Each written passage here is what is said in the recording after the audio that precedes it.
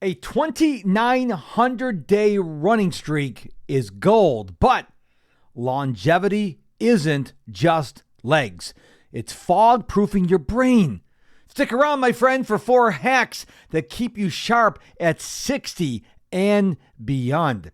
Welcome to the Mr. Productivity Podcast. I'm your host, Mark Struczewski, your guide to getting stuff done. Now, before we dive into today's brain-boosting longevity hacks, I want you to go grab my free daily newsletter, The Productive Life. It's at my website, MrProductivity.com. That's M-I-S-T-E-R, MrProductivity.com. You will get quick tips every day. So let's make it happen, shall we? MrProductivity.com. Today, we're talking about longevity beyond running, brain hacks you can implement right now. And I'm going to share 4 simple science-backed habits that will protect your mind, not just your knees, and we'll tie them up with my own routine and give you one to test this week. Now, before we start, I have got to tell you something, a little bit about me. If you don't know me, if this is your first time you've ever listened to the Mr. Productivity Podcast, thank you so much. If you are listening to your second, your 200th, your 1000th episode of the show, welcome back. I am so thankful you are here. I am 60 years young. I don't say 60 years old. I say 60 years young because I fully plan on living to 120 years old. And so 60, I'm halfway through my life. And I don't feel 60. I feel like I'm in my low 40s. And at the time of recording this episode in late October of 2025, I am driving for Uber 6 days a week while I build my coaching business. And when I ask my riders, how old do you think I am? 35, 42, 45. And when I tell them I'm 60, they're like, are you serious?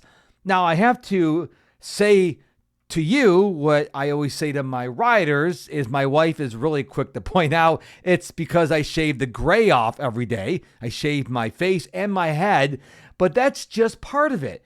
I am very intentional about taking care of myself, and I'm going to get into that in the episode today. But how it all started was when my mother was diagnosed with Alzheimer's back in 2018. She lost her battle in 2022. When she was diagnosed, I happened to speak to her neuropsychologist because my mother died of Alzheimer's. And we think her mother, my grandmother, died of Alzheimer's. And I'm like, am I doomed? And he said, while there's no guarantees in life, if you take care of yourself, you could mitigate and maybe not even get Alzheimer's. No guarantees, of course. And he went on to tell me the reason why most people get Alzheimer's when they age is they become sedentary. So he told me, stay as active as you possibly can. Again, in case you missed it, the other 12 times I said it, there is no guarantee. So let's pop right in to the 4 hacks, the 4 suggestions, the 4 strategies, if you will, on how you can gain a longer life. It's not about the mileage. I am a daily runner. I have run every single day, at least 1 mile every single day since August 29th, 2017. I'm approaching 3,000 days in a row. And you don't run or walk or lift weights or hit the treadmill or do a HIIT exercise, ride a bike to lose weight. You do it to make sure your cardiovascular system stays in peak form and that you can do things like bend over when you're 95 years old and pick something off the floor. It's really important, but it's not the mileage. Now, a lot of people will tell me, oh, I could never run that many days in a row. And I'm like, well, let's stop with the negativity saying you can't. When I started running on August 29, 2017, I didn't know my streak would be approaching 3,000 days. I was focused on day number 1. So whatever exercise you love to do, and you need to find something that you love to do, because your body needs to move every day in different intensity levels. But what happens is not only are you exercising your body, but you're also exercising your brain. Because once you get the heart rate up, well, guess what happens? Your brain is getting plenty of oxygenated blood. Now, I'm not a doctor. I don't play one on the podcast, but I'm just telling you, to keep the circulatory system going is always a good thing. Now, there's been a lot of research done in the last few years that says cognitive decline starts in the 40s. 40s if it's unchecked. So if you feel that you're in a constant brain fog, like all the time, please go see your healthcare professional. Don't think it's going to get better. Don't think if I start running, it's going to get better. If it's constant, you may have other medical conditions, which is well beyond the scope of this podcast. Also, while my streak may seem impressive to you, I still get brain fog. I'm a human being. I am not AI. I'm not a robot. There are days when I do all my exercises that I'm still in a fog.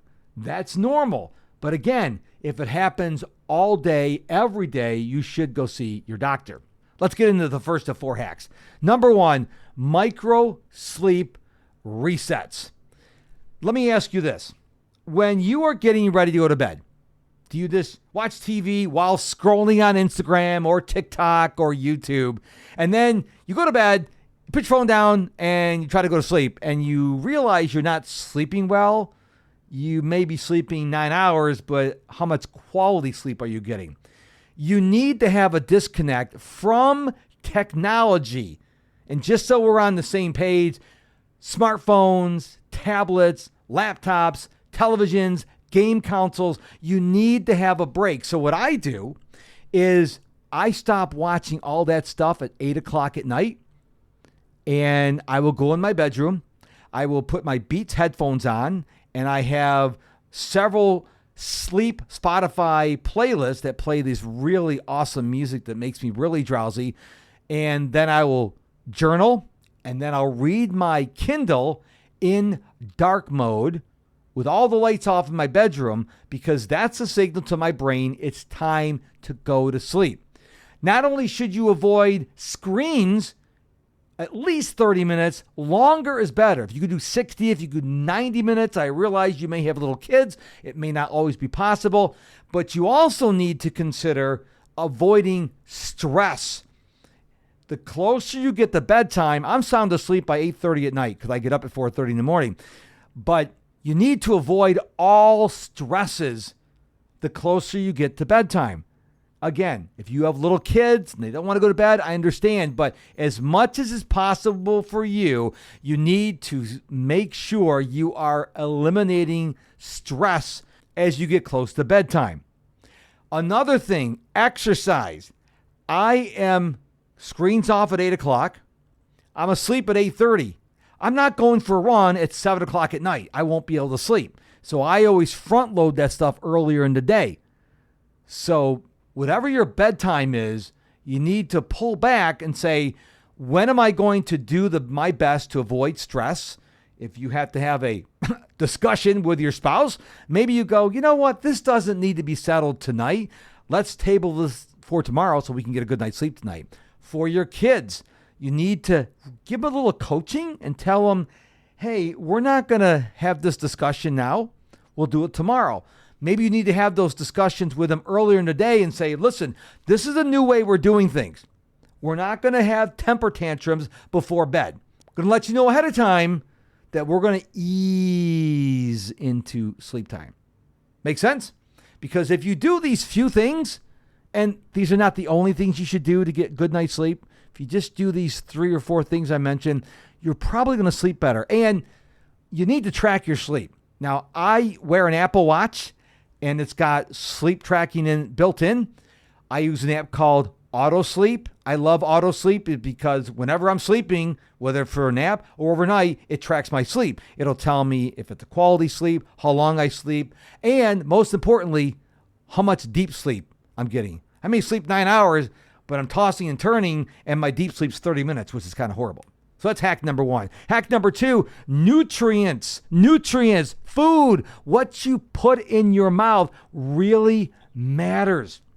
So when I wake up, I usually have a high protein diet of food. So I'm on the keto diet. It is working wonders for me. But whatever diet you're on, I encourage you to avoid the processed foods and the sugars when you first wake up. So no sugared cereal, no orange juice loaded with sugar, no Pop-Tarts, no fancy bagels, no toast. Now, again, I'm not a nutritionist and I don't play one on a podcast, but I can tell you when you eat a lot of processed foods, which is laden with sugar, that's going to give you the peaks and the valleys as you go throughout your day, and you're going to be hungry a lot sooner. So focus on a high-fat, high-protein diet, but do your own research. I'm just telling you what works for me. Throughout the day, again, I'm keto, so I eat a lot of meat. I eat a lot of nuts, like I love almonds, unsalted, unroasted almonds. I like macadamias. My treat at the end of the day is I take some frozen strawberries. I take them out in the morning and let them thaw in the refrigerator all day. But I really pay attention to what I'm eating. Now, every 21 days, I allow myself to go out to a restaurant. I don't bring it home. I go to a restaurant and allow myself to eat whatever I want. With the one rule, I can't bring anything home. And that works for me. It may not work for you. I'm sharing what works for me. And I can tell you, since I've been doing this, I've lost like 10 pounds. My blood glucose is really good, and I feel great. So pay attention what you're putting in your mouth to eat, and particularly pay attention how close to bedtime you are cutting off eating food. I used to have this fear that if I didn't eat right before bed, I wouldn't sleep well. Well, it turns out if you eat right up until bedtime, your body's not prioritizing sleep, it's prioritizing digesting. So maybe 90 minutes, maybe 2 hours that you can go without food, and ideally water at least 1 hour before so you don't have to get up there in the night and use the restroom. So that's hack number 2. Hack number 3, breathwork. I really struggle with this. You can do it for just 1 minute. You can do it for 5 minutes. You can do it for 30 minutes. And I mean, not breathing slowly when you're scrolling on social media. I mean, maybe lay on the floor, maybe sit in a chair, maybe sit in the lotus position and just focus on your breathing. Don't worry about what you did, what you have to do next, what's coming up next week. Just be quiet. And I really need to get back into this.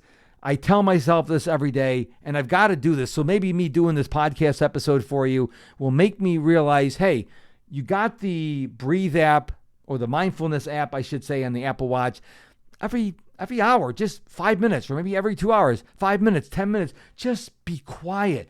We don't spend enough time, and I'm including myself in this, being quiet in our world today. We always have to be doing something, scrolling on our phones, playing video games, talking, Zooming, we're doing something.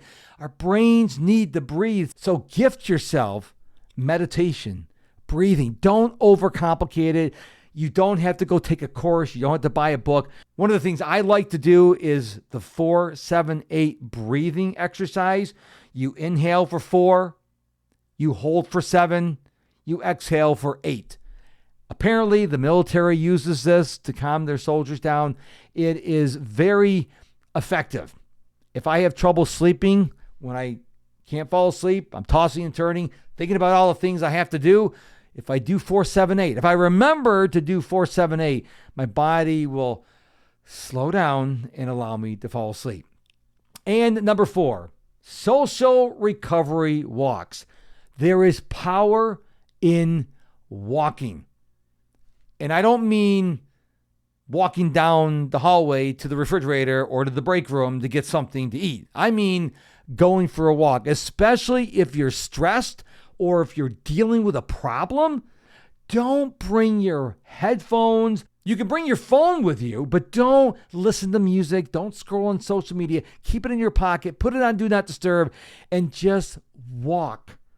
don't force it. Don't think, I'm going to go for a walk and I'm going to be thinking about this problem. Just go for a walk. Observe the leaves, observe the squirrels, observe the birds chirping. Say hi to your neighbor. Don't even think about why you went for a walk. And you might be amazed, all of a sudden a thought pops in your head that's been buried in the back of your brain because you were so stressed. Just go for a walk. One of my favorite authors, Robin Sharma, talks about the 2WW, the second wind workout. After supper, or if you call it dinner, or you call it a meal, go for a leisurely walk for about 20 minutes outside. If it's cold, grab a jacket. If it's raining, maybe do it later. But don't make excuses. Go for a walk and just be present. Maybe take your spouse or your kids and say, look, let's just go as a family. Let's go for a walk and let's just enjoy each other's company. I love going for walks. I even take walking to a different level. I do something known as a reading walk. And yes, it is exactly what you think it is. I read a book using my Kindle while I walk. And if you say to yourself, I could never do that, understand this. I was born blind in my left eye, and I fell on black ice back in 1989, and I have no balance. I do this on a regular basis, and I have never, ever fallen. I'm not saying you should do it, but I'm saying don't go to the can't, because if I can do it, you can do it too. So again, I want you to think about how you prepare for sleep. Do you even have a plan? That's important. Number 2, think about what you're feeding yourself, not just before bed, but throughout the day. Are you eating good food, or are you eating a lot of McDonald's and Burger King and Pizza and Jack in the Box and whatever fast food are in your area? Number 3, spend time doing breath work. Don't overcomplicate it. Just spend time being quiet. It could be for 2 minutes. It could be 5 minutes. Don't overthink it. Just do it. And number 4, take walks. If you take care of your body will take care of you. Now, at the end of every episode, I want to give you something to do. I don't want you to be a passive listener. What I want you to do is pick one thing I talked about on the show today, and I want you to do it for the next week. Pick one thing I talked about and go do it. But I want you to take it even further. I want you to reach out to me. Really easy way to do that. Are you on Instagram? Are you on TikTok? Go search for Mr. Productivity. Remember, Mr. is all spelled out, M-I-S-T-E-R, Mr. Productivity. And say, hey, heard your podcast. I decided to do whatever one you picked to do. And let me tell you something. It really changed my life. Or you know what? I didn't feel anything.